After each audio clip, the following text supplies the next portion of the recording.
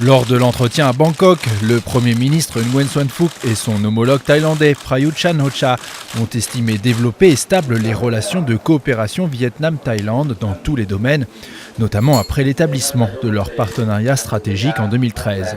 Les deux dirigeants ont promis des efforts pour porter le commerce bilatéral à 20 milliards de dollars d'ici 2020 et de se soutenir pour devenir d'importants centres d'investissement et de commerce de la région. Ils ont convenu de créer des conditions favorables pour que les marchandises vietnamiennes et thaïlandaises puissent accéder au marché de l'autre.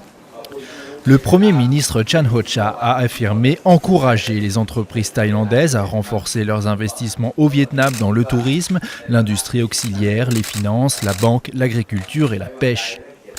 Ils ont souligné que la coopération en matière de sécurité et de défense était l'un des piliers du partenariat stratégique Vietnam-Thaïlande et se sont engagés à se coordonner dans la lutte contre le terrorisme. Ils ont convenu d'accroître la connectivité des transports routiers, maritimes et aériens entre les deux pays et dans la sous-région du Mékong.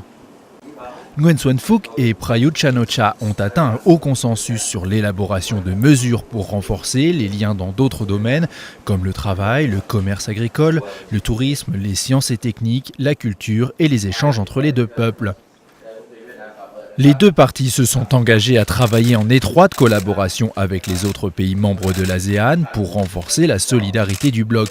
Ils ont réaffirmé l'importance du maintien de la paix et de la stabilité, ainsi que de la sécurité et de la sûreté de la navigation maritime et aérienne en mer orientale.